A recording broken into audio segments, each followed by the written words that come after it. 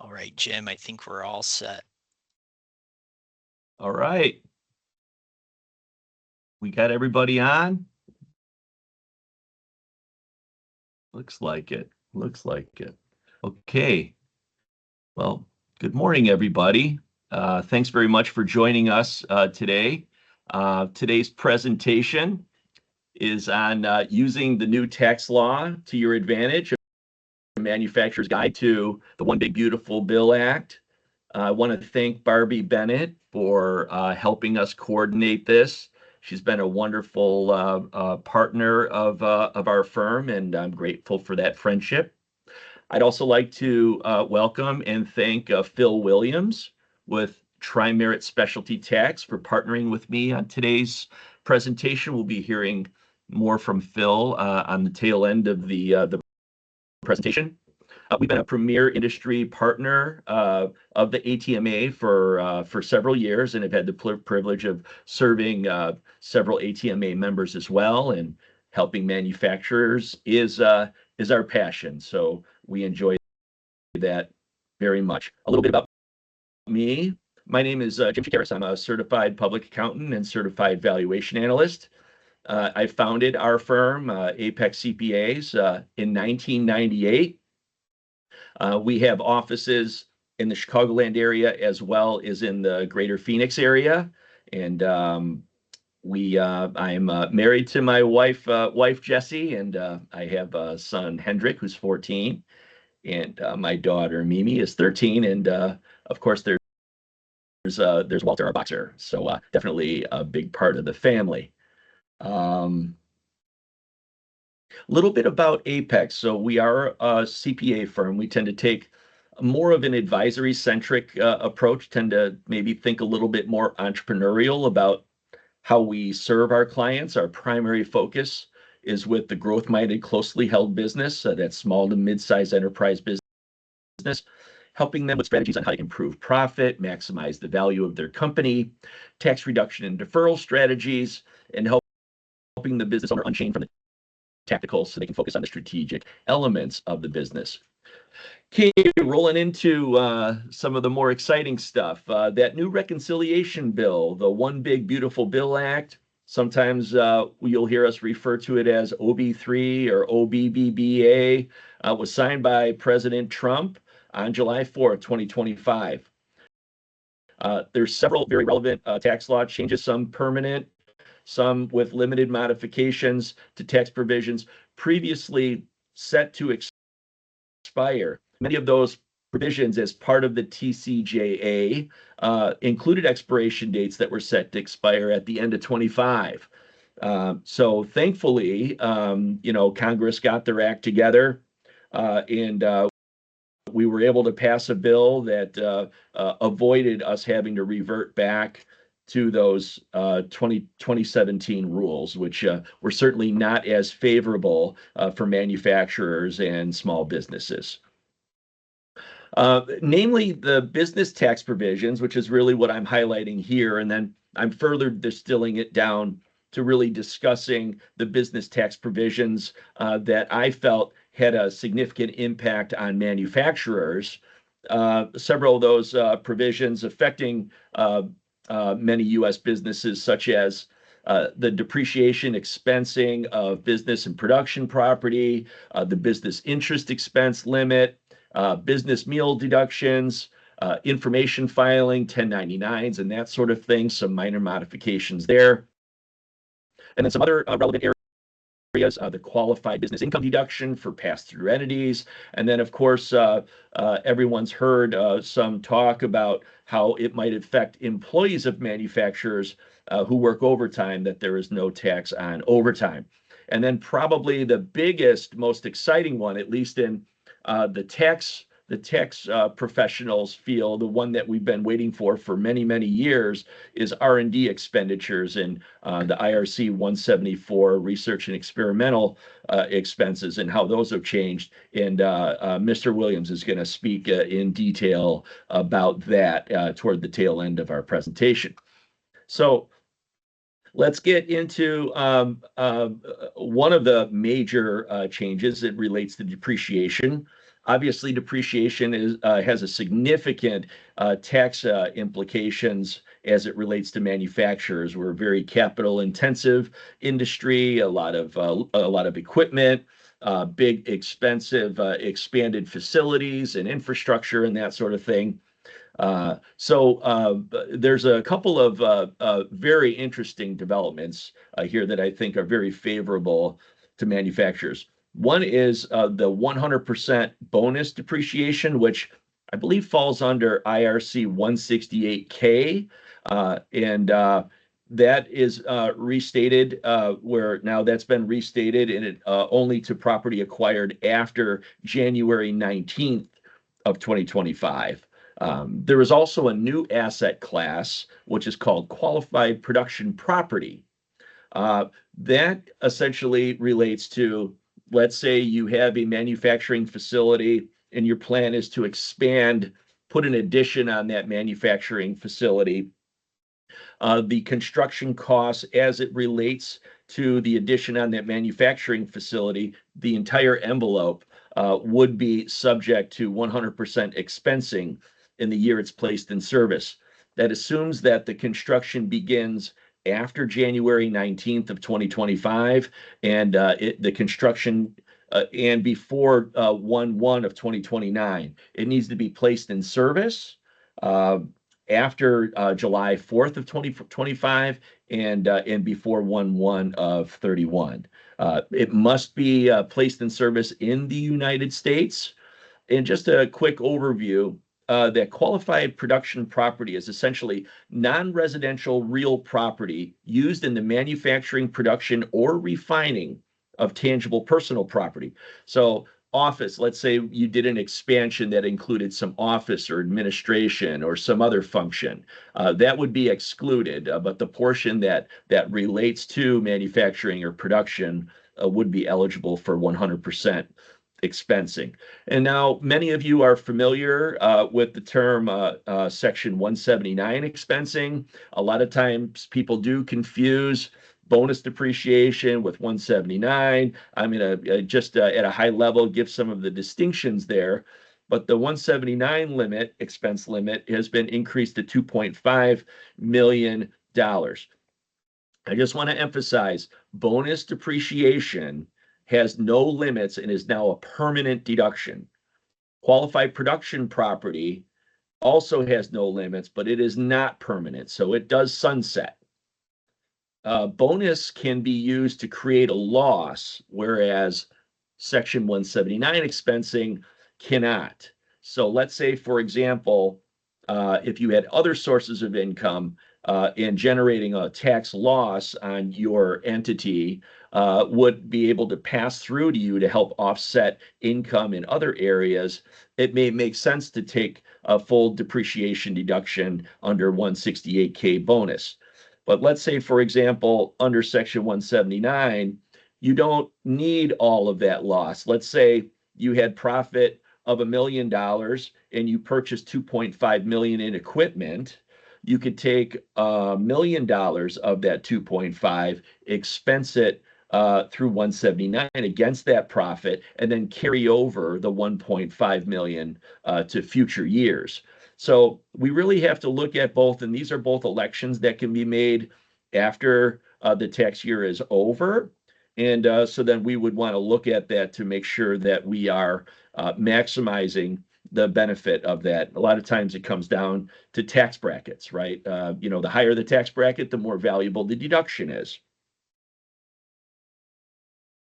Okay, the business interest expense deduction. So this deduction is limited to the sum of, they love to make this stuff really simple, right? So it's the sum of business interest income plus 30% of your adjusted taxable income, which is essentially your EBITDA, and floor plan financing interest. Okay, so a lot of people ask, well, what is floor plan financing interest? So that is typically relates to, like, think car dealerships or big stuff that is being sold where that inventory is maintained and financed. That interest, we would be able to add that back. Most manufacturers aren't really paying floor plan financing interest, but in some cases, maybe they are. But we also have to exclude any foreign income items from that adjusted taxable income number, and which is essentially EBITDA. And also, there is a threshold.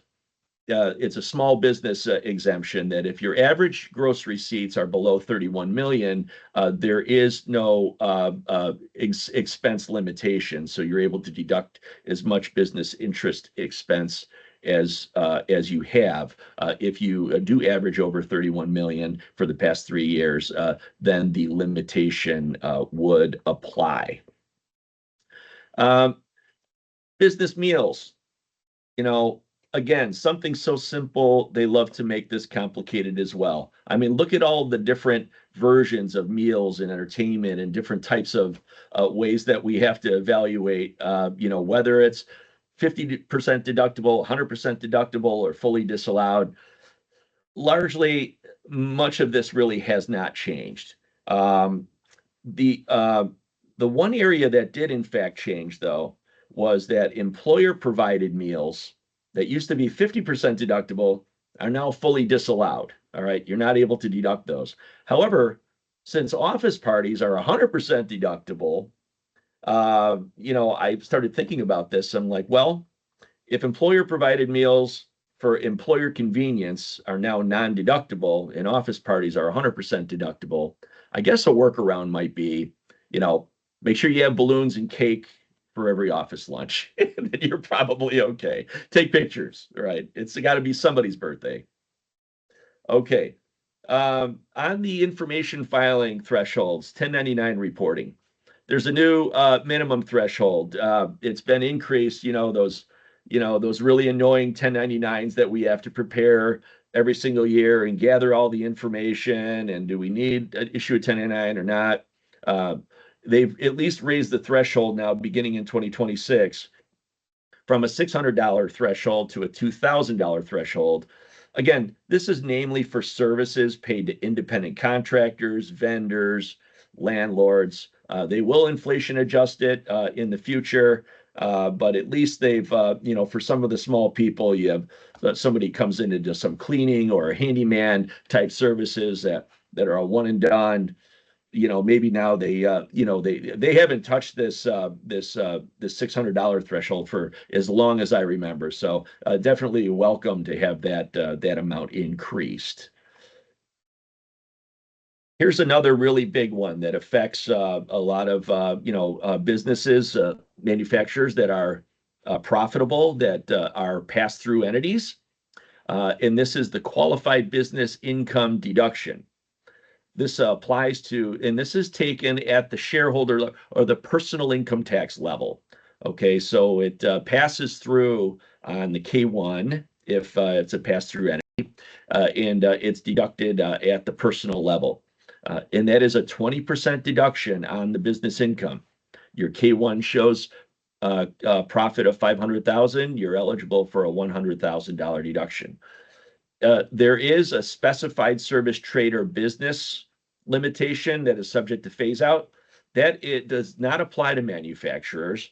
This typically relates to accounting firms, lawyers, engineering, professional service type businesses. So manufacturers would be excluded from that. And then there is a bit of a phase out that in order to qualify, there's two tests you could use, either a 50% of wage test or 2.5% of fixed assets plus 25% of wage test. The thing with the qualified business income deduction, phase out would generally not be limited to manufacturers due to typically very high labor payroll costs, and it's pretty capex intensive too. So most of the time the phase outs are not going to apply to manufacturers, but it's still something that needs to be looked at. The qualified business income deduction is now permanent. So a lot of these rules now, we're not wondering, okay, are they going to sunset? Are they going to take it away? Like this really creates, I think, a lot more stability and makes it easier for us all to plan and make business decisions more long term when we're considering the tax implications of how some of this might affect us. And yeah, I'm going to skip that last part about the phase in because that really applies to specified service businesses, which do not apply.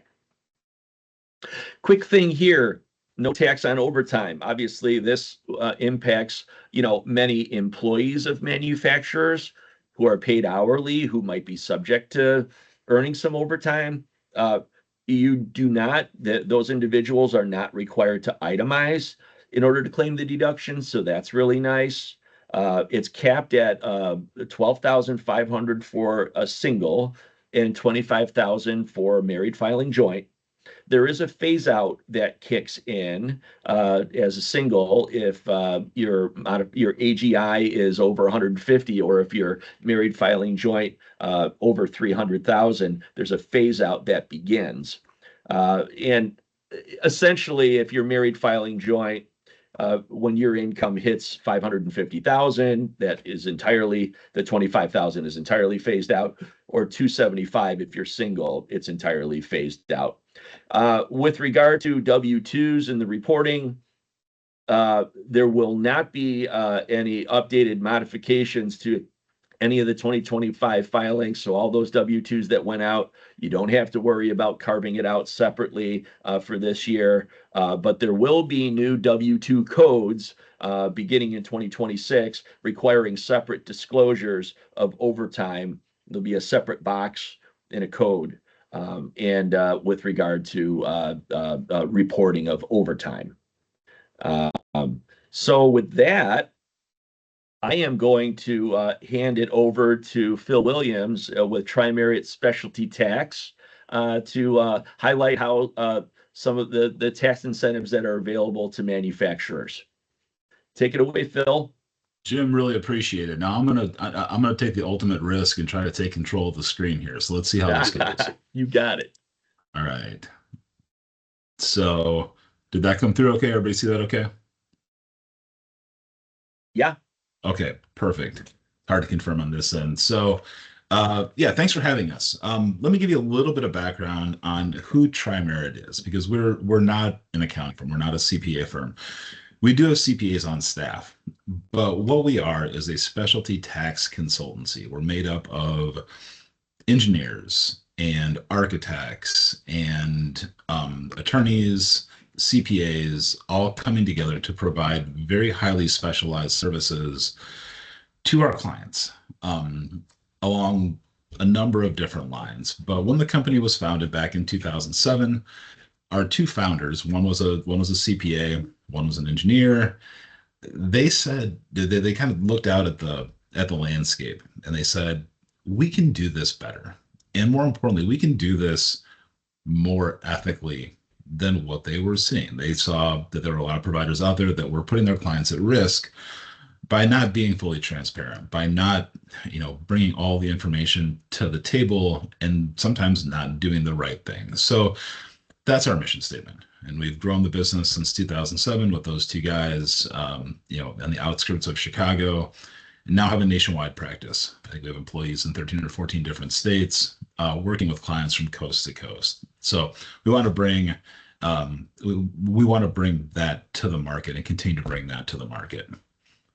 To give you an idea about the services that we provide, we have 5 primary lines of business. The one that we were founded on, and I'll go into this a little bit more in a second, was research and development tax credits. We moved from there into actually the tranche down at the bottom with cost segregation, which I will also touch on some of the new changes with that. We got into commercial energy deductions. So that was the energy efficient commercial building deduction, as well as 45L, which was the energy efficient homes credit. I'll touch on it in a second, but those are being sunsetted. Those were as part of the One Big Beautiful Bill Act. Unfortunately, we're given a shelf life. So we then moved from those into the renewable energy incentives, and also touching on advanced manufacturing, with Section 48C and 45X. Renewable energy incentives took a swipe. There was a portion of those that were trimmed back under the One Big Beautiful Bill Act, but there still are really good opportunities, and you're going to see billions and billions and billions of dollars worth of both investment as well as credit transfers taking place over the next couple of years. So something to keep an eye on, and I'll at least give a high level look at how those work. Don't want to get too deep into who I am, but I've been with the firm since 2011, worked with 600 companies. I led our operations department for it was about 7 years between 2018 and 2025, which gave me really, really good exposure to all the different lines of business, including audit. Everything that we do is to put our clients in a better position in the event that they get audited. It does not happen with every client. It does not happen at a hugely high rate, but we want to make sure that what we're putting together would stand up if the IRS were to dig a little bit deeper. And then personal background. This is a story which is similar with a lot of our staff. As both a biomedical and a controls engineer, about 7 years of experience in private practice law prior to moving over to specialty tax. So it's a good landing spot for folks that have more of a diverse exposure to different industries, combining engineering and the other things we look at. So start out with the research and development tax credit. And the research and development tax credit takes up about 2 pages of code inside the IRC. There's about 25 pertinent pieces of case law that come into play. But of the whole, whatever it is, 14,000 pages of the IRC, doesn't take up a lot of it. So really what it comes down to is who qualifies for this? Well, more often than not, it's manufacturers, software developers, engineers, and then that probably accounts for about half of our client base. And the other half is the other category. And that could be anything from food manufacturing to industries you wouldn't typically associate with research and development, but maybe do a one-off project. And I'm working with a sales firm. They do sales coaching, which you wouldn't typically associate with research and development, but they just spent $500,000 developing a software platform for interacting with their clients. So it's one of those really good examples of taking advantage of something, not necessarily year over year, but their CPA, thankfully, was able to issue spot that and say, hey, you spent $500,000, let's go see what you can get back for it. So there's a lot of examples of how that comes into play. What we're looking for are companies with activities that meet this 4-part test. So if you're ever exposed to the research and development tax credit, the 4-part test should come up. So we actually start out with the quadrant there about 2 o'clock with qualified business components. Rule number 1, you need to be developing something, a new or improved product, process, technique, application, or software. The second requirement is that the activities that are included need to be fundamentally technological in nature. So we're not looking for a product improvement where the product was once painted green and now it's painted blue. We're looking for significant engineering or other activities that are rooted in a hard science discipline.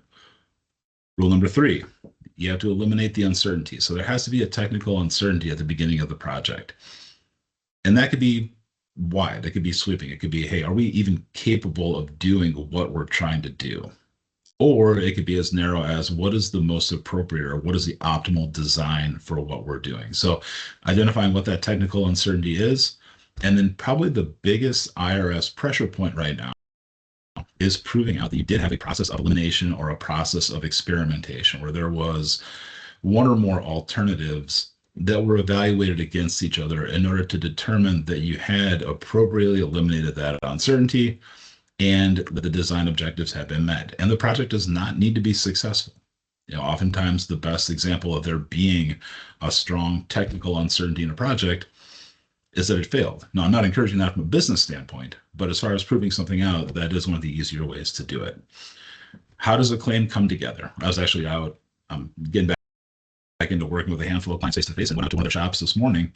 And for reference, I'm in Michigan, and it was 12 degrees driving out to their shop this morning. So anyone in Arizona probably is not experiencing that. But what we were doing is we were trying to identify what their qualifying business components were. And this was a good size. It's about a $75 million manufacturer. And they were able to identify a group of large projects, a group of smaller projects that were specific to clients, as well as a group of their projects that were internally funded. So we're going to take a little bit different approach based on what the project is. But Once we get those business components identified, then it's a matter of, first off, proving that they are qualified, then establishing a nexus between the business component and the expenses. And the expenses that can be drawn in are employee wages, supplier prototyping costs, third-party contract expenses, and computer expenses. And when you read through computer expenses, I always tell us this is kind of a funny story. The code was originally written in 1981. So it talks about the cost of renting a computer. So that was back before everybody had a desktop that they were working on. They may have had to go and take some of the questions and put it through a supercomputer at that point in time. That's been extrapolated out to make sense in 2026 with costs related to Amazon Web Services or other development sandbox type spaces. So come up with what all those costs are, calculate the base amounts. Base amounts can be a little bit tricky depending upon how old the company is, but then calculate what the current year credit is. I put 2 bullets underneath this because the most common example that we have is for a client that's coming up with an R&D credit on their timely filed claims. So that would be clients right now that are looking at 2025. Some clients say, you know what, we missed this. It wasn't brought to our attention until now, but we had a big development spend back in, fill in the blank year, 2023. Well, you can go back and you can amend those claims for up to 3 years after a return is filed. There's different requirements now. And I use the acronym CCAM. That was a Chief Counsel Advice Memorandum that came out in 2021 that changed how you need to file those amended claims or any claim for a refund. And then I'll put a second bullet where if you're a large business after this year, so 2025, this reporting is optional. Come 2026, it is going to be required that you report on a per business component level. So for businesses that have more than $1.5 million worth of qualified research spend or have more than $50 million in annual revenue, that is going to be required of them. So I know we're spending a lot of time right now getting clients ready for that change because it is probably the biggest change that's happened in the past 45 years with this credit. And then what it's worth at the federal level, typically, and you do see some variance to this, but typically the federal credit is worth between 7 and 10% of the amount that was spent during the year. And Arizona specifically, Arizona has, I would call it the best credit in the US. Their credit goes up to 12% of what was spent. And for certain businesses that meet the qualification criteria, which is based on number of employees. But if you are considered a small business and can apply for the Arizona refundable credit through the Arizona Commerce Authority, then the credit can be 75% refundable. So there's a pool of money allocated to that. It's a little bit more complicated, but it is kind of a neat opportunity for Arizona businesses. So what's new post One Big Beautiful Bill Act? So Jim alluded to this earlier. It was a big change for practitioners and for manufacturers and other companies that qualify and take this credit. You can now, in 2025, you can fully 100% expense R&D costs. For the past 3 years, and again, you can go back to why this legislation was there, but it didn't really make a whole lot of sense. If you were conducting qualified research and development, you had to capitalize and amortize those expenses. It became a taxable income problem for a lot of companies. It became a big cash flow problem for a lot of companies. That's gone. And there's a couple of different methods that you can use in order to pick up what was capitalized in the past to really correct those years. So the One Big Beautiful Bill Act was very favorable for R&D. The only negative part of it was that international expenses, and we do see this quite a bit, especially with software development, international R&D expenses do still need to be capitalized and amortized on a 180-month schedule. So it really only gave a boost to the activities that were taking place in the United States. Long story short, it's no longer penal to claim the R&D credit like it has been for the past couple of years. And we're seeing a tidal wave of companies that are coming back in and are taking advantage of this now. So I'll transition from research and development, which is it's my background. It's where I'm the most passionate about talking about that, but talk about some of the other things that we're seeing, because there really are some other good opportunities that we're working with clients on. Cost segregation. What is cost segregation? Cost segregation is taking a commercial building, which typically would be depreciated over either a 39-year schedule or a 27.5-year schedule for residential buildings, and accelerating that depreciation into shorter lives. So when you look at a commercial building, there may be There may be personal property in there. You might have carpeting in the conference room. Well, that carpeting can actually be written off over 5 years. There's a lot of items that are tied to manufacturing, like an airdrop or a power drop, where if that's for a specific application, that could be depreciated over 7 years. The exterior landscaping, if you have a parking lot with a bunch of curbs, and you have a parking lot with a bunch of parking spaces and trees and shrubs and grass, that can all be depreciated over a 15-year life cycle or a 15-year life. So what it does, it accelerates that depreciation. Each building has a certain amount of depreciation that it can take. This is saying we're going to take that over a shorter life period as opposed to taking it over that full 39-year life. And in the One Big Beautiful Bill Act, like Jim mentioned, with bonus depreciation under Section 168K, any of those shorter life assets you can actually pull forward and take in year one. So big opportunities for accelerating that depreciation. What we find is that for every $1 million of building costs that we review, you're going to find between 200 and 300,000 of shorter life assets. So it can be a big, I want to say big, beautiful, it can be a big benefit to companies that are purchasing or that are putting up these structures. This slide just gives you an example of what can be eligible. This isn't something that you want to do if you're purchasing a building and you're intending to flip it within a year or two, because you're going to have depreciation recapture. It's just not going to make sense. But if you're putting up a manufacturing building, if you're putting up a data center, if you're putting up an auto dealership, there is a lot of opportunity to accelerate that depreciation. There are some things you need to think about. Jim mentioned floor plan financing that does come into play with auto dealerships. So we need to make sure that all the boxes are being checked and everything is being evaluated as a whole in relation to the tax return. But something that we're seeing an awful lot of right now. And then with qualified production property, this was introduced. This is something that we did not have before the One Big Beautiful Bill Act. But this allows for new buildings or for acquisitions that meet certain requirements to 100% expense in that year one, the areas of a building that are attributable to manufacturing. IRS has us a little bit behind the 8 ball on this one right now, because the language was introduced and then there was really no clarification given. So we're working with companies on trying to create the narrative of why they qualify for this, understand what they do, put a game plan in place.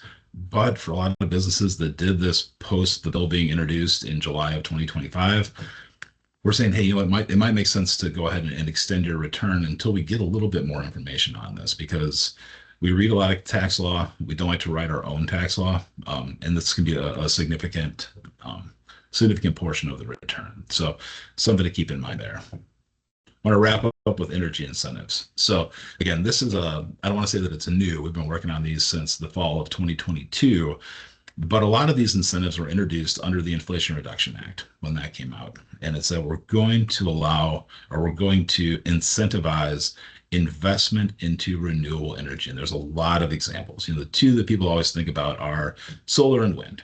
Well, the One Big Beautiful Bill Act, unfortunately, took a shot at solar and wind, but wind especially. But what it didn't do is it didn't take a swipe at all at activities or projects like geothermal, like battery storage, fuel cells, heat pumps. There's a laundry list here of other technologies that you can still work with, and we're finding more and more companies are jumping into that pool because it can be significant. I don't have a slide on it, but I'm actually going to go back here. I don't have a slide on it, but to give you an idea of what the benefit can be for investing in these projects, let's say you spent $2 million on putting in a geothermal heating and cooling system for a facility. And if that facility was located in a qualified energy community and was put together using the significant portion of domestic content, this is actually a 50% credit on what you spent. So it can be a significant amount of cash back. I love telling the story. We worked with, there's not to digress too far, but there's a couple of different ways that this credit can be taken. And it's one of the few tax incentives that can actually be taken advantage of by not-for-profits.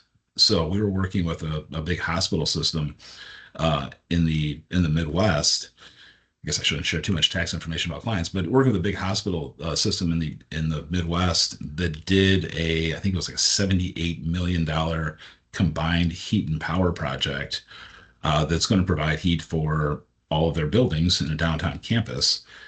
And they have a physical check back. This is a physical check in the mail for $33 million. It's just, and then they, of course, they texted a picture of it to us. And so it was cool to see that. It was cool to see that, the programs are working. They're driving toward what they were intended for, and people are able to take advantage of these. 45X, it's along those same lines, but 45 refers to production. And this isn't for the production of renewable energy. 45X is for the production of the components that go into the supply chain for these industries. So at one point in time, it included wind. Wind is now cut out of this. But if a manufacturer is making components that go into solar arrays, inverters, batteries, or certain critical materials, then this is a per pound or per unit credit that they can earn. Share a quick example on this. Working with a company in Chicago that makes industrial cabling systems. So think about that has a big company. They make those systems. They were making some systems that went on solar racking in order to hold the solar panels down. Didn't really even think about it, but they sold something like 200,000 pounds of those systems to their client that was installing them. We went through, evaluated how everything worked, and they ended up getting an $80,000 credit for a client project they were already working on. So these do work. And 45X is another example of a refundable credit where even if you don't have a tax liability, you can treat this as direct pay and you can get a check written back for it. I've alluded to it a little bit, but there were some changes in timelines and time horizons and shelf lives on these various credits. This walks you through some of the rules. So there are different rules for 48 if you are doing solar versus wind versus geothermal. Long story short, regardless of program, you have to have a beginning of construction by 2032. All the way down to, for 179D, you have to have the beginning of construction by June 30th of this year. So varying time schedules, but it makes sense to keep an eye on this as projects are talked about and as projects begin to progress. And last, I mentioned earlier, there are ways that these energy credits can be monetized. The most common is where you have a taxpayer, they invest in a renewable energy project, and they're able to take it as a dollar for dollar tax offset. General business Form 3800 credit. Some companies can't do that. Some companies generate more of a credit than they can use. So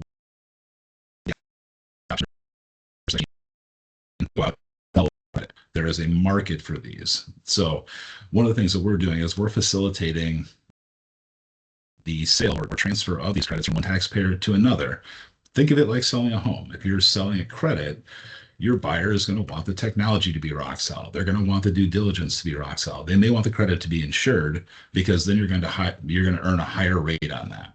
What we're seeing is, depending upon the technology and some of the other underpinnings, these credits are earning anywhere between 85 and 95 cents on the dollar once they go to the open market. And there are some restrictions on who can purchase these. You can't just, as an individual, purchase these credits. It can only be used to offset C corporation income tax or passive income for flow-throughs or individuals. So that's one example. The other example is that, and I mentioned it earlier with the not-for-profits, they 64 cents file it along with their Form 990, and they get a check back just like they had made a tax payment. So long story short, there's a lot of exciting things going on in specialty tax. Any questions about, we're happy to answer them. Jim, I'll throw it back to you. I appreciate that, Phil. That was really insightful. There's so many opportunities out there for manufacturers to, as far as tax mitigation and that sort of thing. I had one thing with regard to cost segregation. If you buy the building, let's say you bought the building in 2020, you could do a cost segregation like in 2026 and still do a catch up, right? Like you could do a cumulative effect change and run the adjustment through in the year of discovery. Does that still apply? Absolutely. And you see it happen fairly commonly. So you think of the building that was purchased in 2020. So first off, in 2020, we did have 100% bonus depreciation. So that was, similar to what we have now. It wasn't during the scale down period. So you can factor what the depreciation should have been in 2020. You do have to go through and do the tax gymnastics of calculating what was depreciated and what the ultimate Section 481A adjustment needs to be. But that can then be pulled forward into the year that you're claiming. So we do see that quite frequently. Great. Thank you very much. I'd like to open it up. Does anybody out there have any questions that you'd like to ask either myself or ask Phil?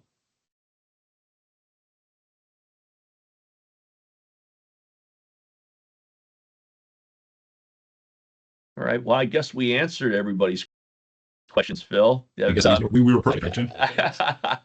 I think that's great. I want to be mindful and respectful of everybody's time. We're going to go ahead and forward this presentation over to Barbie, if that's okay with you, Barbie, and then we'll forward it over to you if there are any of the members. If there's any of the members that would like a copy of the presentation, we're happy to share it with them. Can we just double check the chats? Are there questions on the chat? Not seeing anything in there. Not seeing any here. Okay. All right. All right. Great. Well, out of respect for everyone's time, I wanted to thank everyone for attending, and we hope that you receive some value. If you do have any questions or would have some follow-up questions, our contact information is here below. Feel free to either email either of us or call either of us. And we're grateful for your time this morning. So everyone have a great rest of your week and take care. Thanks, Jim. Thanks, everybody. Okay. Bye-bye.